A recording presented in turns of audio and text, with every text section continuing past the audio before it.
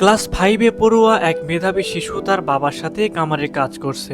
ছোট বাচ্চাটা তার বাবার কাজে সাহায্য করছে। এই বয়সে সে দায়িত্ব কাঁধে নিতে শিখে গেছে।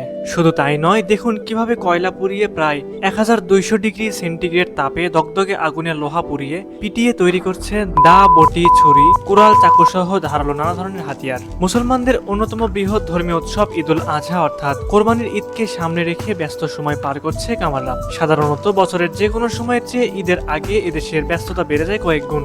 কোরবানির পশু কেনার পাশাপাশি নতুন ছুরি, চাকু, দা, বটি, হাসুয়া কেনার পালা শুরু হওয়ায় ব্যস্ততা বেড়ে যায় কামারশালাগুলোতে। শিশুটির সাথে কথা বলে আমরা জানতে পেরেছি সে ক্লাস 5-এ পড়ে। তার বর্তমান রোল নম্বর 1। চলুন শিশুটির থেকে জেনে নেই তার পেশা সম্পর্কে। তুমি কোন ক্লাসে পড়ো? আমি পঞ্চম শ্রেণী। পঞ্চম শ্রেণীতে কোন স্কুলে পড়ো? আমি পীরগাছা সরকারি প্রাথমিক বিদ্যালয়ে পড়ি। পীরগাছা এখান থেকে কত দূর? 5 টাকা মতো। 5 টাকা ভাড়া নেয় না? ভাড়া দিয়ে দাও স্কুলে? তাই? ক্লাস 5-এ পড়ো? যা সুন্দর তো। আর কি পাশাপাশি কাজ করো? রোল কত? আমার রোল 1। হ্যাঁ আরো ভালো, খুব ভালো। তোমার কোন ক্লাস? আমার ওইটা আর ক্লাসে। ও ক্লাস 5-এ পড়ে? না। স্কুলে পড়ে কিন্তু কোন স্কুলে? 1-এ হয়েছে না? বড় 1 না 1-এ? 1-এ না? তোমার 2 একটা আর? এটাই দে। হ্যাঁ।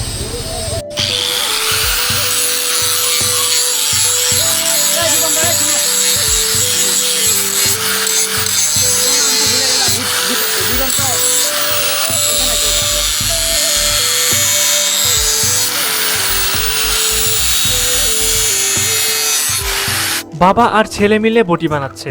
দর্শক দেখুন 300 টাকার একটি বটি তৈরি করতে কতটা পরিশ্রম করতে হয়।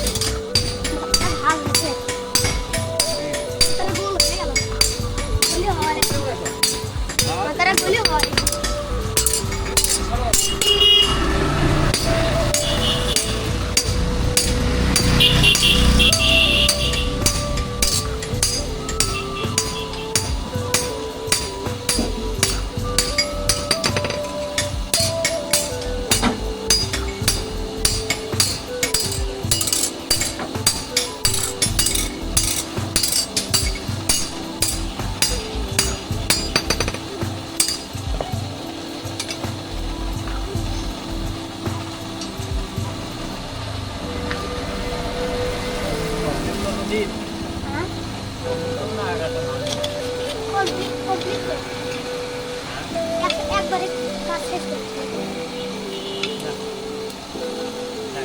না করে তো। ঈদুল আজহা উদযাপনে কোরবানির অংশ হিসেবে পুরাতন দা, বটি, ছুরি, চাকু ধার দেওয়ার পাশাপাশি নতুন দা, বটি, ছুরি, চাকু কেনার ধুম পড়ে কামারশালাগুলোতে। কোরবানির পশু জবাই ও মাংস টুকরা করার জন্য এসব অস্ত্র প্রতিটি পরিবারের প্রয়োজন হয়ে পড়ে।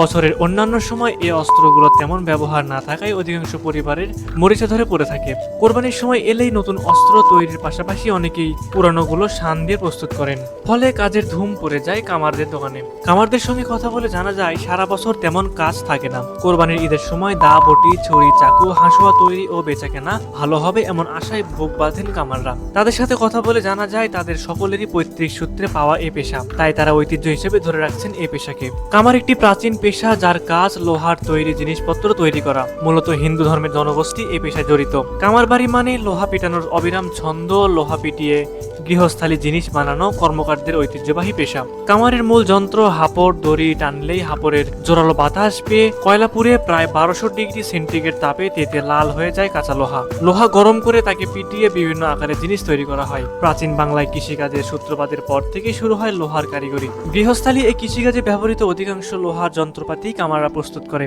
এগুলোর মধ্যে উল্লেখযোগ্য দা, বটি, পেরেক, শাবল, কুড়াল ইত্যাদি। কৃষিকাজে ব্যবহৃত যন্ত্রপাতির মধ্যে ছিল লাঙ্গলের ফলা, কাস্তে, নিড়ানি, খুন্তি ইত্যাদি। তারা কঠোর পরিশ্রম করে এগুলো লৌহজাত পণ্য সামগ্রী প্রস্তুত করেন। বাংলাদেশের অধিকাংশ কামারই বৈষ্ণব হলেও কিছু শাক্ত ধর্মাবলম্বী কামারও দেখা যায়। ঈদের আর কয়েকদিন বাকি থাকলেও জমে ওঠেনি আগের মতো কামারিদের দোকানগুলো। বর্তমান দিন ও সময় পরিবর্তনের সাথে সাথে আধুনিক যান্ত্রিকতার কারণে কামার শিল্প হারিয়ে যেতে শুরু করেছে। আধুনিক মেশিনের সাহায্যে তৈরি দা, ছুরির ভিড়ে কামারদের হাতে তৈরি এইসব বস্তুর চাহিদা দিন দিন কমছে। মেশিনের তৈরি চকচকে আর বাহারি হাতলের জিনিসই বেশি কিনছে মানুষ। এতে যেমন জৌলুস হারাচ্ছে এই শিল্প, তেমনি লোহা ও কয়লার দাম বৃদ্ধির ফলে এ পেশা থেকে সরে যাচ্ছেন কামারিরা। কামাররা আরো বলেন, বাপ দাদার পৈতৃক পেশা করে জীবন বাঁচানো খুবই কঠিন হয়ে পড়েছে। আমাদের জন্য ডিজিটাল কোনো ব্যবস্থা গ্রহণ করেনি সরকার, তাই পেটের দায়ে পৈতৃক পেশা ছেড়ে বাধ্য হয়ে অনেকেই এখন অন্য পেশায় ঝুঁকছেন।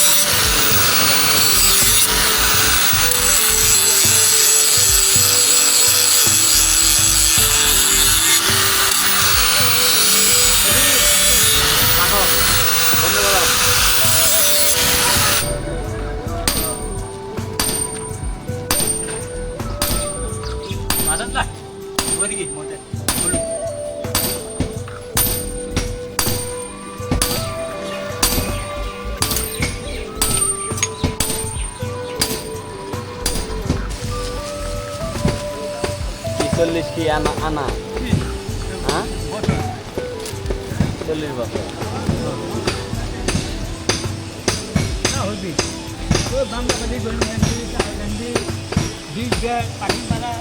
যুদ্ধের সময় আপনি কত বড়? হ্যাঁ যুদ্ধের সময়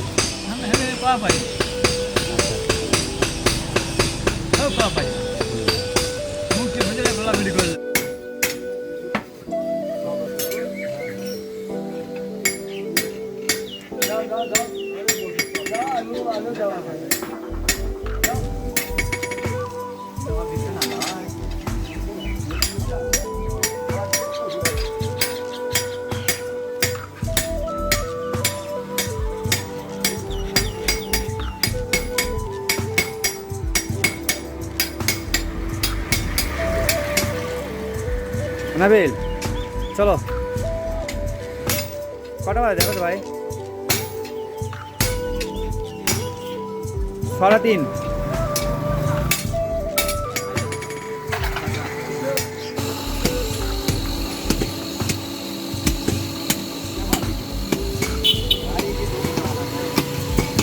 ঠিক আছে যা দেখো কি কয় দাদা সেইটাই নিয়ে শিখালি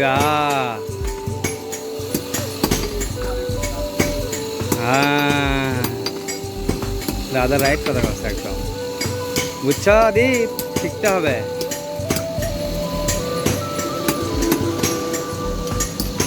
দুজনের একসাথে ইয়ে মারে গো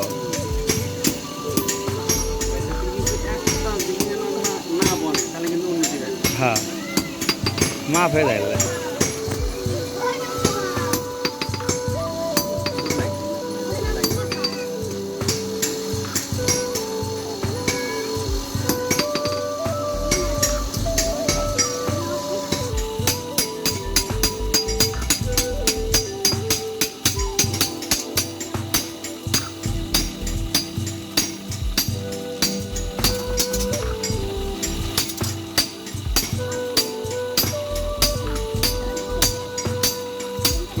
আসো বন্ধু